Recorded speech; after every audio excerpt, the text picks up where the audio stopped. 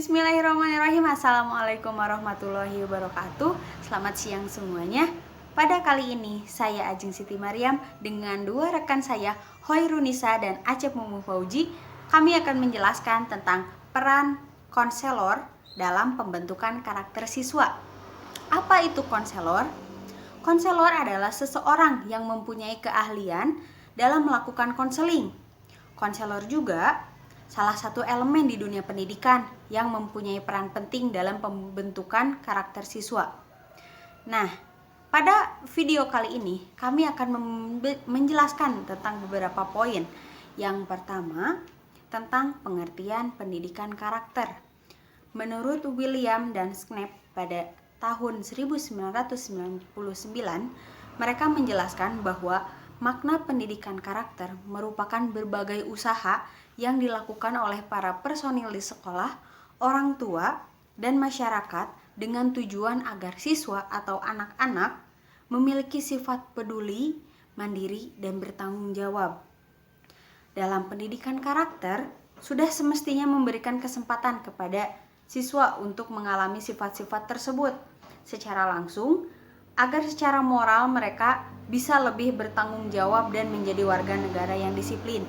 Nah, jadi pendidikan karakter itu adalah sebuah usaha di mana kita sebagai warga, sebagai personil di sekolah, ataupun nanti misalnya ada seorang konselor, supaya siswa itu mempunyai sifat yang peduli, mandiri, dan bertanggung jawab.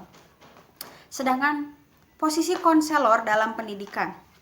Dalam Undang-Undang Nomor 20 Tahun 2003 menggariskan bahwa pendidikan nasional berfungsi mengembangkan kemampuan dan membentuk watak.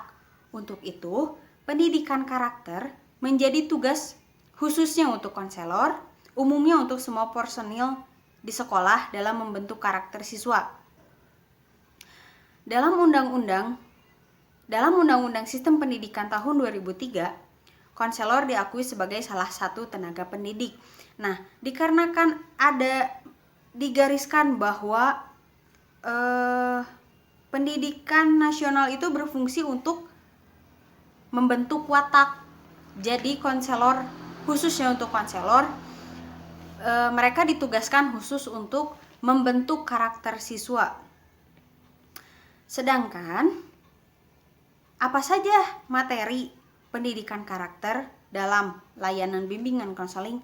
Ada 10 yang akan dibahas secara umum. Yang pertama, tentang perilaku seksual. Yang kedua, pengetahuan tentang kanker. Yang ketiga, pemahaman tentang moral sosial. Yang keempat, keterampilan pemecahan masalah. Yang kelima, kompetensi emosional. Yang keenam, hubungan dengan orang lain. Ketujuh, perasaan keterkaitan dengan sekolah. Kedelapan, prestasi akademik. 9, kompetensi berkomunikasi. Dan yang terakhir adalah sikap kepada guru. Dan yang menjadi intinya adalah poin selanjutnya. Apa sih peran konselor dalam pendidikan karakter? Menurut Eric Resource Center, konselor khususnya di sekolah akan menjadi pionir dan sekaligus menjadi koordinator. Karena konselor memiliki tugas khusus untuk membantu siswa mengembangkan kepedulian sosial dan masalah-masalah tentang kesehatan mental. Dengan demikian, konselor harus sangat memahami program pendidikan karakter. Nah, menurut Eric Resource Center, konselor itu adalah orang yang menjadi pionirnya, orang yang akan mengkoordinatorinya, karena memang di sekolah bukan hanya konselor yang memiliki tugas untuk membangun karakter siswa, tetapi kepala sekolah, guru mata pelajaran, wali kelas, semuanya juga harus ikut andil. Nah, ketika personil sekolah lain yang melakukan tentang pembangunan karakter siswa, maka guru BK lah atau konselor lah yang mengkoordinir semuanya. Baik, poin-poin selanjutnya akan disampaikan oleh Hoirunisa. Oke, selanjutnya saya akan memaparkan poin yang kelima, yaitu tentang konselor sekolah sebagai pendidik. Maksudnya adalah konselor mempunyai tugas dan fungsi dasar dari setiap pendidik. Salah satu fungsi pendidikan nasional adalah untuk mengembangkan watak dan karakter bangsa. Sementara itu, konselor adalah salah satu pendidik yang telah diakui sebagai tenaga kependidikan. Oleh karena itu, konselor sekolah sebagai referensi pendidik jelas memiliki rasional yang kuat untuk menyampaikan pendidikan karakter kepada siswanya. Artinya, di pundak konselor lah pendidikan karakter telah menjadi salah satu tugas dan kewajiban yang harus dilaksanakan dalam memberikan layanan bimbingan dan konseling tersebut. Ada dua bentuk pelaksanaan hal tersebut, yaitu dapat secara langsung maupun secara tidak langsung. Secara langsung contohnya yaitu konselor sekolah harus merancangkan pelaksanaan pendidikan karakter dalam program kegiatannya. Poin yang keenam yaitu konselor sekolah sebagai manajer kegiatan pendidikan karakter. Konselor sekolah sebagai manajer maksudnya bahwa dirinya harus mampu mengelola seluruh kegiatan yang telah diprogramkan melalui keterlibatan berbagai pihak untuk pelaksanaan pendidikan karakter. Konselor sekolah harus mampu melibatkan semua pemangku kepentingan seperti siswa, guru studi, guru bidang studi, orang tua, dan kepala sekolah di dalam mensukseskan pelaksanaan programnya tersebut.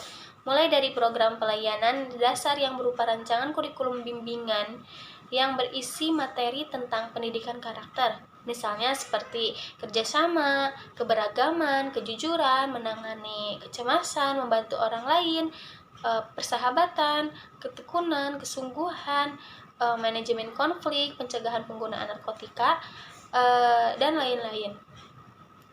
Pelaksanaan program pelayanan dasar ini memungkinkan untuk sangat memerlukan keterlibatan atau kerjasama dengan pihak lain. Hal ini sebagai wujud bahwa pendidikan karakter merupakan tanggung jawab bersama sebagai pendidik.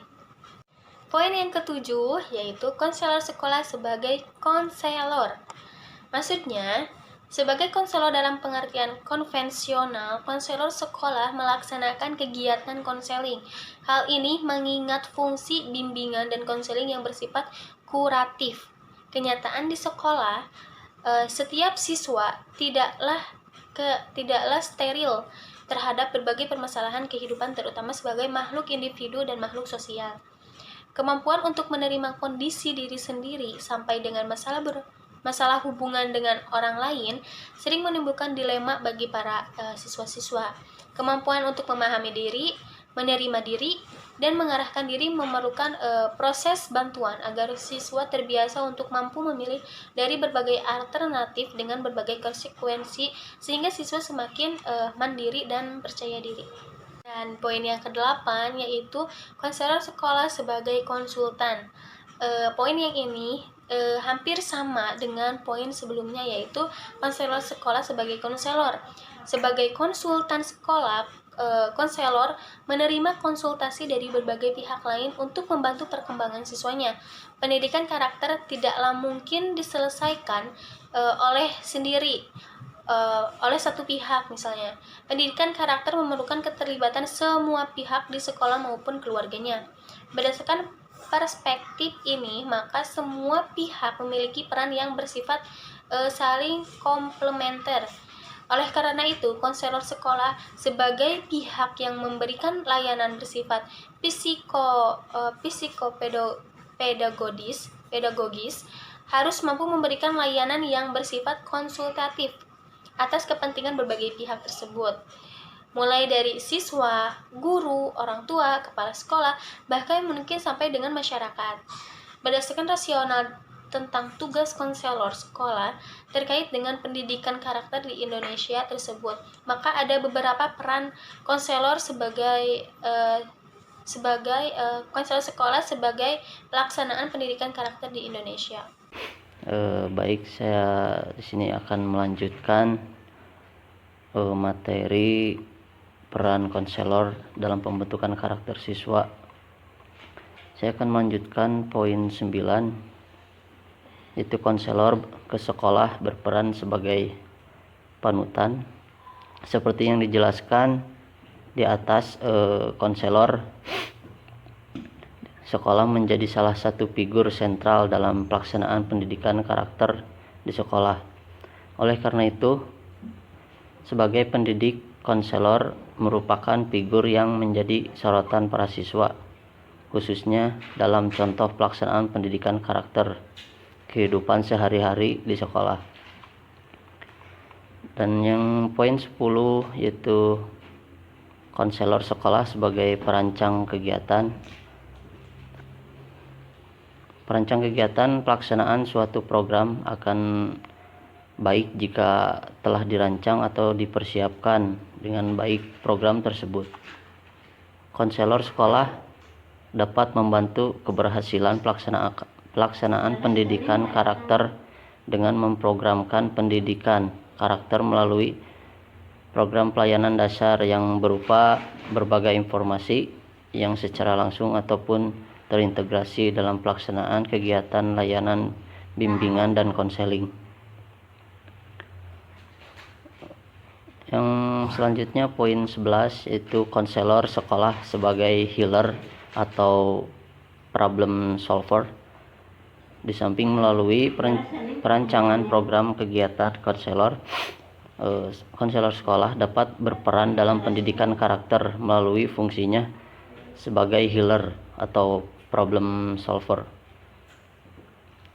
Kenyataan di sekolah, para siswa menghadapi berbagai masalah, mulai dari masalah belajar, masalah karir, masalah pribadi, sampai masalah sosial. Seperti dijelaskan di atas bahwa pelayanan bimbingan dan konseling terkait dengan pendidikan karakter, terutama melalui bimbingan pribadi dan bimbingan sosial. Yang terakhir poin 12, konselor sekolah sebagai konsultan atau mediator, bahwa pendidikan karakter merupakan tugas dan tanggung jawab semua pendidik di sekolah. Oleh karena itu, konselor akan dapat berperan sebagai partner atau sebagai konsultan dalam pelaksanaan pendidikan karakter sekolah. Bahkan konsultasi tidak terbatas hanya dengan para pelaksana pendidikan karakter di sekolah, seperti guru, kepala sekolah, tetapi juga dengan para pelaksana pendidikan karakter di luar sekolah, sama halnya orang tua atau anggota masyarakat. Baik, hanya itu yang dapat kami sampaikan. Maka dapat diambil kesimpulan bahwa peran konselor dalam pembentukan karakter siswa itu sangat penting. Semakin akrab konselor dengan program pendidikan karakter, maka semakin baik pula hasil dari karakter siswa tersebut. Terima kasih, kami pamit. Assalamualaikum warahmatullahi wabarakatuh.